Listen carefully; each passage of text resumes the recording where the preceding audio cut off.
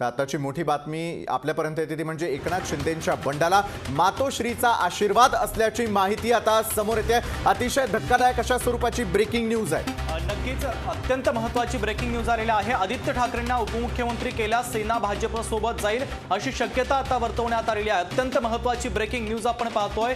बंडाच्या रूपाने शिंदेंसाठी ही अत्यंत महत्त्वाची ब्रेकिंग न्यूज आहे। एकनाथ शिंदेंच्या बंडाला मातोश्रीचा आशीर्वाद असल्याचं पाहायला मिळतंय। भाजप सोबत सरकार स्थापनेसाठी शिंदेंचा आता खटाटोप असल्याच्या चर्चा देखील आता महाराष्ट्राच्या राजकीय वर्तुळामध्ये रंगू लागलेल्या आहेत। आदित्य ठाकरेंना उपमुख्यमंत्री केल्यास सेना भाजप सोबत जाणार का अशा प्रकारचा प्रस्ताव असल्याचं बोललं जातं आणि राजकीय खेळी म्हणून या प्रस्तावांकडे पाहिलं जातं। शिवसेनेचे बहुतांश आमदार हे महाविकास आघाडीमध्ये राहण्यास नाखुश आहेत आणि बंडाच्या रूपाने शिंदेंच्या भाजपशी वाटाघाटी सुरू असल्याचं बोललं जात आहे। भाजपचं नेतृत्व शिंदे गटाची ऑफर मानणार का याकडे देखील लक्ष लागून चेतन ननावरे आमचे प्रतिनिधी यावेळेला आपल्यासोबत पुन्हा एकदा जोडले गेलेले आहेत। चेतन, राजकीय घडामोडी घडत असताना आणखी एक बातमी जी आहे ती समोर येताना दिसते की एकनाथ शिंदेंच्या बंडाला आता मातोश्रीचाच आशीर्वाद असल्याची माहिती समोर येते।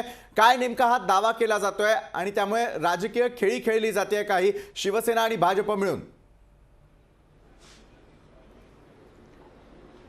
नक्कीच विशाल, याआधीही या चर्चांना उधाण आलेलं होतं की शिवसेनेमधील जो एक गट आहे तो सातत्याने भाजपच्या संपर्कात आहे आणि एक नाराजी व्यक्त केली जाते काँग्रेस आणि राष्ट्रवादी सोबत काम करताना। विशेषतः काँग्रेस बरोबर काम करताना शिवसेनेच्या आमदारांची बऱ्याच ठिकाणी कोंडी होताना आपण पाहिलेली होती आणि त्याचमुळे सातत्याने एकनाथ शिंदे यांच्याकडून ही नाराजी व्यक्त करण्यात येत होती। या उलट दुसरीकडून भाजपकडून सुद्धा दबाव तंत्र वापरण्यात येत होतं। म्हणजे प्रताप सरनाईकांसारखे जे आक्रमक नेते होते ते गेल्या 2-2.5 वर्षांमध्ये आपण पाहिलं असेल की ते कुठेच आक्रमकपणा दिसला नव्हता। दुसरीकडे ज्यावेळी मुंबई महापालिकेमध्ये यशवंत जाधव सारखे स्थायी समिती अध्यक्ष जे सलग 4 वर्ष होते त्यांनी सातत्याने भाजपवरती आक्रमण सुरू ठेवलेलं असतानाच पुन्हा तेही कुठेतरी शांत झाल्याचं आपण गेल्या काही काळात पाहिलेलं होतं आणि त्यामुळेच आज सकाळपासून भाजपच्या संपर्कात असलेल्या नेत्यांमध्ये एकंदरीत यामिनी जाधव ज्या शिवसेनेच्या आक्रमक नेत्या आहेत, आमदार आहेत आणि त्यांच्यासोबत जे शिवसेनेचे उपनेते यशवंत जाधव हेही कुठेतरी नॉट रिचेबल झाल्याचं आपण पाहतोय।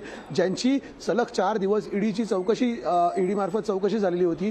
म्हणजे कुठेतरी शिवसेनेकडून जे सातत्याने आरोप होत होता की केंद्रीय यंत्रणांचा दबाव आपल्यावरती वाढत आहे, शिवसेनेला एकंदरीत फोडण्याचं काम हे भाजपकडून सुरू आहे आणि दुसरीकडे सत्ता स्थापनेसाठी सुद्धा शिवसेनेच्या नेत्यांना वेगवेगळ्या ऑफर्स भाजपच्या गोटातून येत होत्या।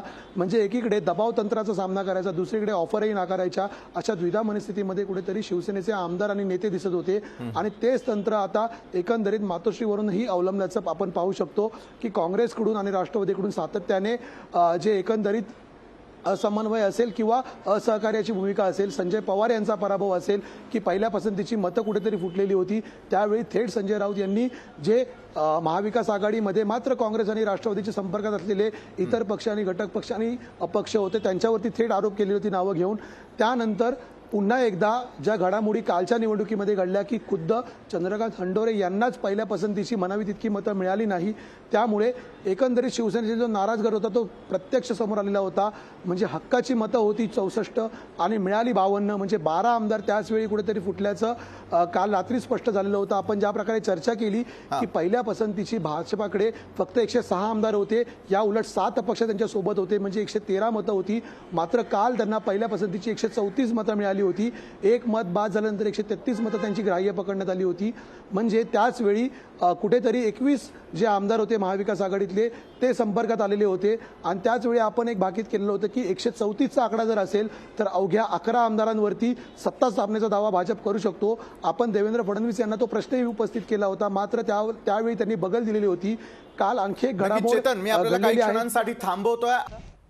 या क्षणाची सर्वात मोठी बातमी आपल्यापर्यंत येते आणि ती म्हणजे सरकार स्थापनेसाठी एकनाथ शिंदे या ठिकाणी प्रयत्न करतात का, कारण शिवसेना आणि भाजपचं सरकार अस्तित्वात येण्यासाठी सुरू असलेले प्रयत्न दिसतात। आणि आताची मोठी बातमी, एकनाथ शिंदेंच्या बंडाला मातोश्रीचाच आशीर्वाद असल्याची माहिती समोर येते। शिवसेना आणि भाजपचं सरकार स्थापनेसाठी एकनाथ शिंदेंचा हा खटाटोप सुरू असल्याचं या ठिकाणी शंका देखील उपस्थित केली जाते.